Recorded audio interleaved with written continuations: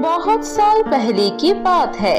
शांतिपुर नाम का एक गांव था, पर वहाँ पर शांति का कोई नाम नहीं था कहीं भी। वहाँ के लोग हर रात डर डर के जीते थे। वो सब बहुत दुख में थे क्योंकि उस गांव में एक आदमखोर राक्षस थे। वो गांव के युवती लड़की को गुफा में ले जाते थे और रात के उन्हें खा जाते थे। राजकुमार गांव वालों से पूछा, क्या हुआ? वो ऐसे क्यों भाग रही है? सब राजकुमार के सुने बगैर भाग रहे थे और अपने लड़कियों को छुपने के लिए बोल रहे थे। राजकुमार को कुछ नहीं समझ आ रहा था, शांतिपुर में क्या हो रहा है। सब अपने घर का दरवाजा बंद कर रहे हैं। आखिर में राजकुमार अपने साथ एक बुरे आदमी को अकेले देखता है। राजकुमार उनके पास जाते हैं और उनको दादाजी कह के बुलाते हैं। वो आदमी राजकुमार को उसका पोशाक देख के पूछता है, क्या आप राजकुमार हो? हाँ, पास के राज्य आचिनपुर का राजकुमार हूँ मैं। अंदर आइए राजकुमार, मेरे छोटे घर पे आपके कदम पड़े। ऐसे मत बोलो, मैं तुम्हारी जैसा ही एक आम आदमी हूँ और मैं आपसे उम्र में बहुत छोटा हूँ। मुझे आप मत बुलाइए। आप बहुत अच्छे दिल के हैं। अच्छा, आते आते सबको देखा ऐसे भाग रहे थे। क्या हुआ इस गांव में? शांतिपुर गांव अब एक शर्ती गांव है। क्या इतना सुंदर हरी भरी गांव शापित है? ये गांव एक सुंदर शांति वाला गांव था। सब खुशी से चल रहा था। फिर एक दिन गांव में एक आदमखोर राक्षस आया। वो गांव के लड़की को जोर जबरदस्ती से उठा के ले जाते हैं और जो उसके सामने आता है उसको वो मार देता है। इस राक्षस की भूख सिर्फ लड़कियों से मिलता है। गांव के सब मिलकर क्या इस राक्षस को रोक नहीं जा सकता? मेरा एक बेटा था जो ये काम अंजाम देना चाहता था, पर वो कर नहीं पाया। उसको मार दिया राक्षस ने।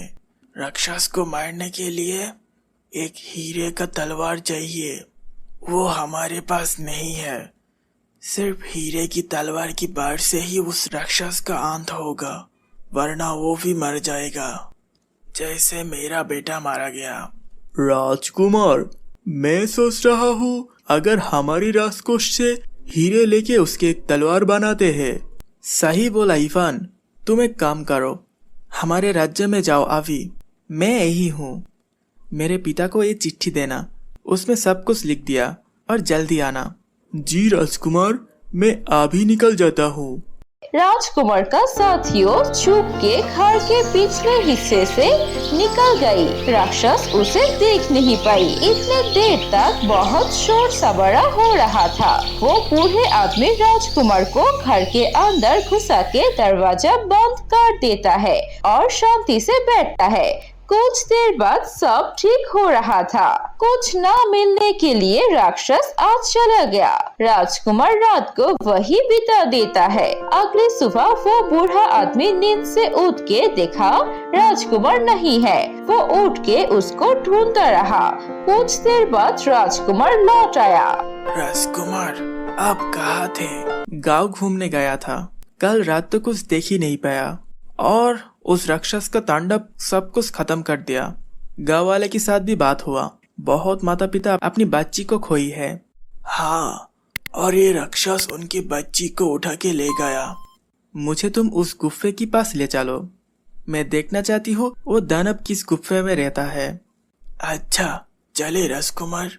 उसके बाद वो दोनों गुफा के आसपास अच्छे से देखते हैं और आसपास हड्डी कंकड़ पड़ा देखता है। गुफा गांव से थोड़ा दूर है और राजकुमार सोचता रहता है कि कैसे इस राक्षस को मार के गांव वालों को बचाया जा सकता। दोपहर के बाद घोड़े में चढ़ के राजकुमार के साथ लौट आता है। वो राजकुमार को हीरे के तलवार और उसके पिता का दिया हुआ एक चिट्ठी देता है जिसमें लिखा था, राजकुमार, तुम्हारे ऐसे लोगों को मदद करने की विचार और परोपकारिता से मैं बहुत खुश हूँ। राजकुमार विजयी होंगे ये मुझे पता है। वो चिट्ठी पढ़ के राजकुमार का आत्मविश्वास राक्षस और दुगना हो जाता है। राजकुमार उसका परिकल्पना अपने साथी को समझाता है, जहाँ पर उसकी मदद चाहिए उनको। इवान, तुम्हें आज लड़की का वेश धारण करना पड़ेगा और आज जब राक्षस आएगा तुम बाहर रहोगे। राक्षस लड़की समझ के तुमको उठा के ले जाएगा। क्या मैं लड़की साजूंगा? घबराना मत, मैं हूं ना। राक्षस को तुम्हारी एक बाल भी उखाड़ने नहीं दूंगा। ठीक है राजकुमार। उसके बाद गांव वालों में ये परिकल्पना बता दी गई। हर कोई रात का इंतजार कर रहा है। वो समय जमीन कांप रहा था। राक्षस गांव के तरफ आ रही थी। गांव वाले सतर्क है और लड़कियां घर में है। बाहर सिर्फ राजकुमार का साथी इवन, जो लड़की की वेश में है और सब छुप के उसको देख रहा था। साथ में राजकुमार भी। राक्षस आके राजकुमार के साथी को अपने साथ उठा के ले जाता है और पीछे से राजकुमार घोड़े में चढ़ के राक्षस का पीछा करता है। राक्षस गुफे के अंदर चला जाता है और राजकुमार उसका पीछे पीछे जाता है। वो अंदर जाने के बाद राक्षस राजकुमार के ऊपर हमला कर देता है। राजकुमार राक्षस से बहुत छोटा है। राक्षस एक हाथ में राजकुमार को और दूसरे हाथ में उसके साथी को उठा लेते हैं, जो लड़की के वेश में है। वो घबरा के राजकुमार को कहते हैं, क्या होगा अब? घबराना मत, याद रखना सब कुछ ठीक होगा। आज मेरे हाथों से इस राक्षस का मौत होगा।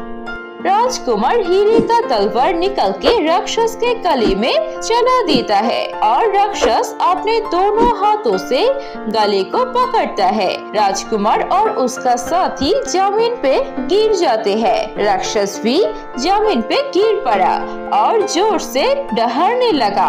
तभी राजकुमार उसकी छाती में उठ के तलवार से उसका छाती में जोर से वार किया और ऐसे ही गांव वाले एक आदमखोर राक्षस से बच जाता है और पूरे गांव वालों मिलके उसे धन्यवाद देते हैं। अपने मौत की परवाह न करके राजकुमार और उसके साथी ने गांव वालों की जो उपकार किया है वो गांव वालों पूरे जिंदगी याद रखेंगे। राजकुमार की ये उधर ममता और परोपकार के लिए शांतिपुर गांव वाले पहले की जैसे शांति से अपने जिंदगी बिता रहे थे। अब पूरे शांतिपुर में शांति ही शांति है।